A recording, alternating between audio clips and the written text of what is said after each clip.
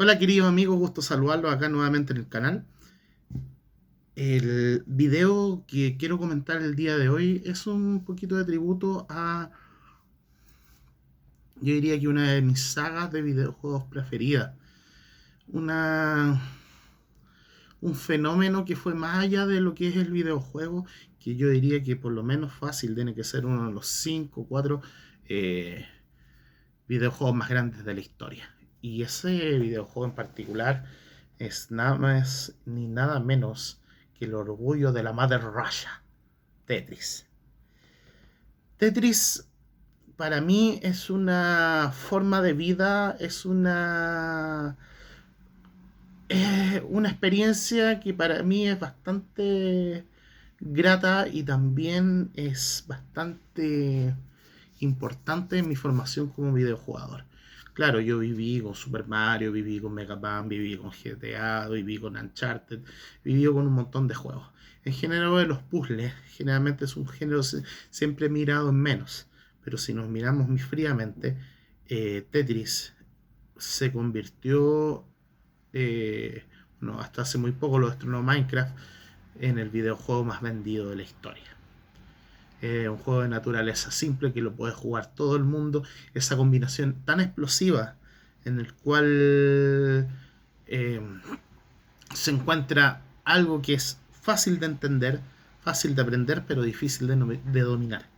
Y eso que lo logró Tetris con torneos internacionales en todo el mundo sobre el juego. Es el juego más versionado de la historia. Tiene cerca de 65 versiones diferentes en diferentes consolas.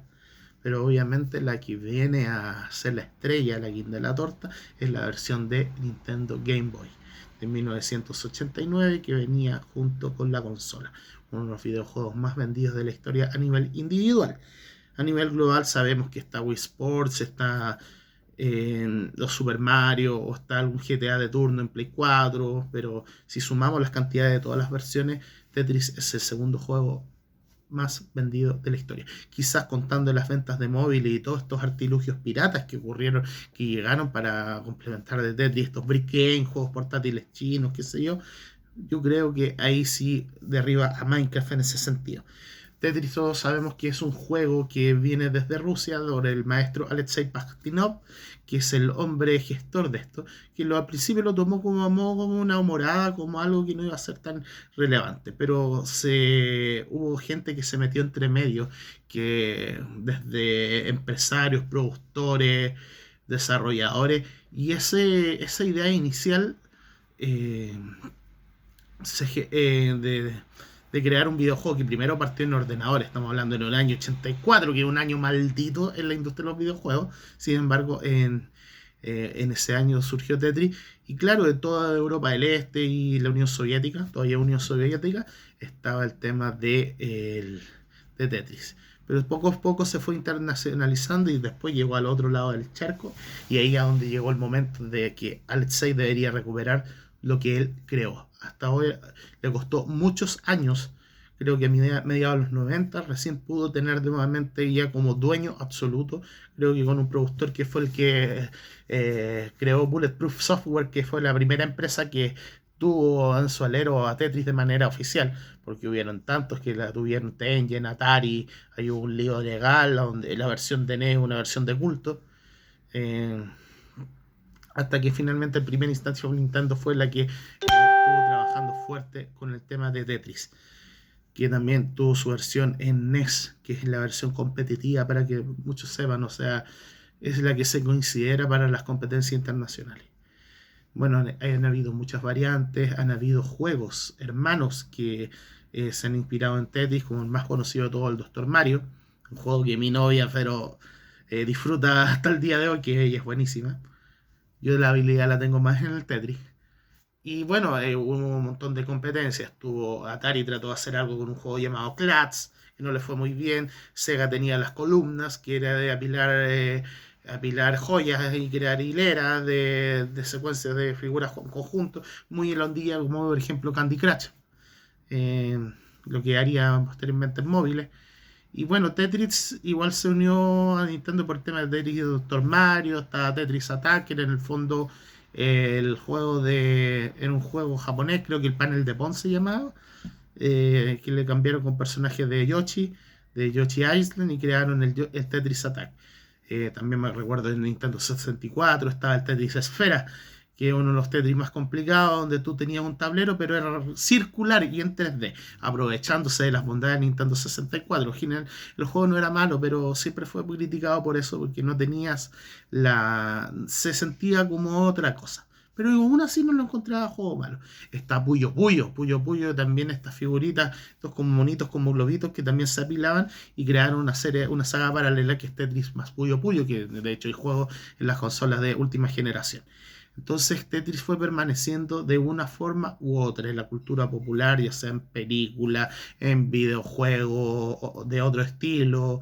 eh, es algo que personas que no son 100% fanáticos de los videojuegos te pueden comentar, este es Mario Bros, este es Pac-Man y este es Tetris. Es fácilmente son figuras reconocibles. Tetris por Tetra, todas sus figuras tienen cuatro pequeños cuadrados que forman una figura. Estamos hablando del cuadrado, estamos hablando de la figura larga, la que tiene forma de T, las que son ahí, mm, esas que son como en dos capas y las L. Ahí. Y esas tú las puedes girar. Hay dos juegos de Tetris que juego el día de hoy. Tetris actuales. Cada uno en una consola ya no de última generación, porque ya ahora estamos ya entrando al terreno que voy a tener que comprarme luego una Play 5 o una Xbox Series S para estar al día con todas las cosas. Pero lo que es importante es señalar que dos juegos que podrían ya todavía considerarse actual generación son mis juegos de culto de la franquicia.